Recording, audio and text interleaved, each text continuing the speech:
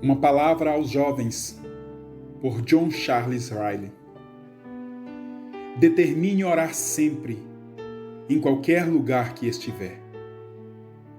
A oração é o fôlego de vida da alma humana.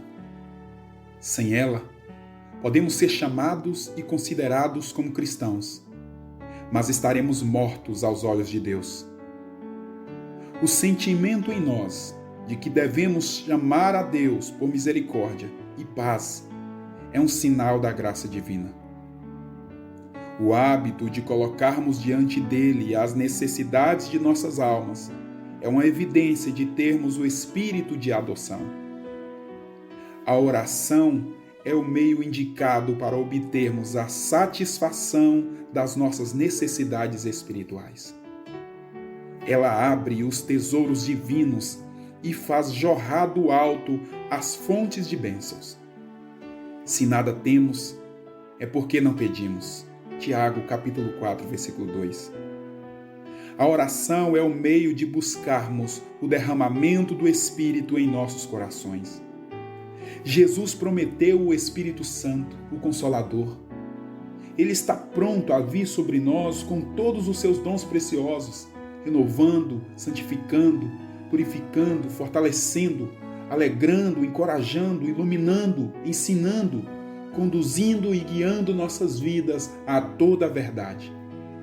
Entretanto, ele aguarda ser buscado intensamente por nós. Digo com tristeza que é nesse ponto que os homens falham tão miseravelmente. Podem ser encontrados poucos que realmente oram.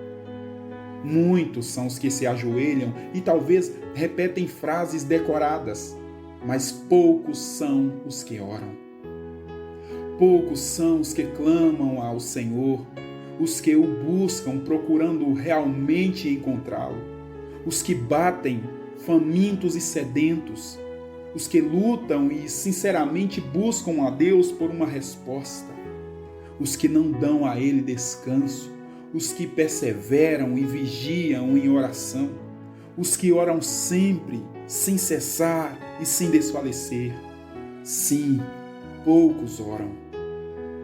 A oração é uma das coisas assumidas como questão de hábito, mas poucas vezes praticada.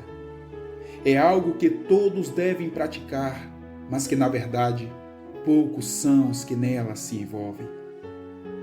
Jovem, esteja certo de que, para a sua alma ser salva, você precisa orar.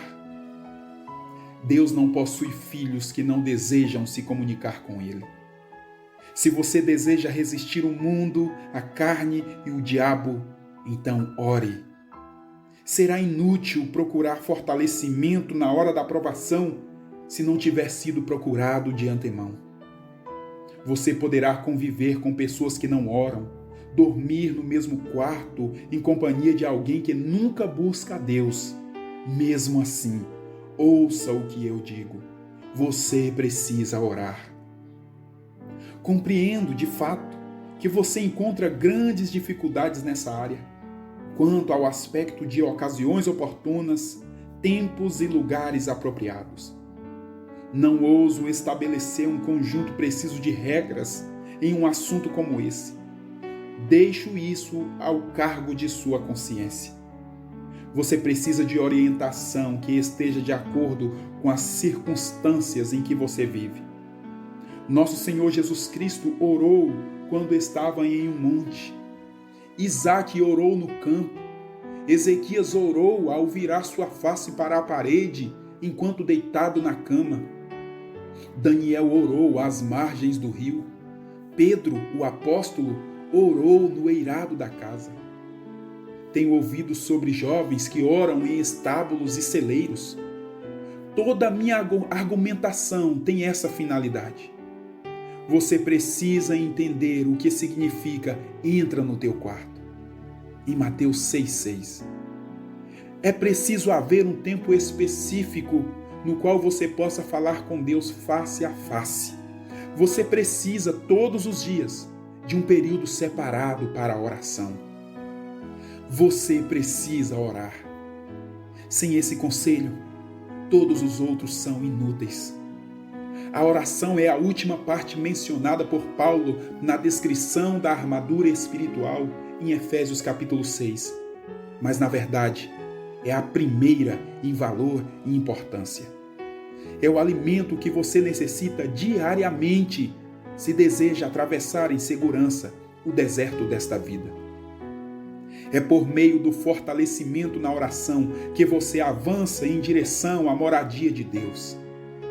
Tenho ouvido dizer que os operários das fábricas de bússola usam algumas vezes uma peça com ímã magnético ao redor da boca, a fim de atrair as minúsculas fagulhas de ferro que estão ao redor, impedindo-as de entrar em seus pulmões e assim salvam as suas vidas. A oração é a peça que você deve usar continuamente, ou então não conseguirá progredir sem ser prejudicado pela atmosfera insalubre deste mundo pecaminoso. Você precisa orar.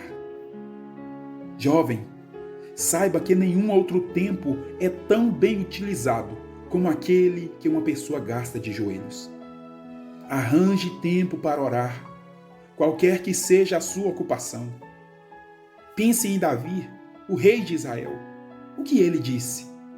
No Salmo 55, versículo 17, ele diz: à tarde, pela manhã e ao meio-dia, farei as minhas queixas e lamentarei, e ele ouvirá a minha voz. Pense em Daniel, que tinha em suas mãos o cuidado de todos os negócios de um reino e ainda assim orava 3 vezes ao dia. Daniel capítulo 6, versículo 10.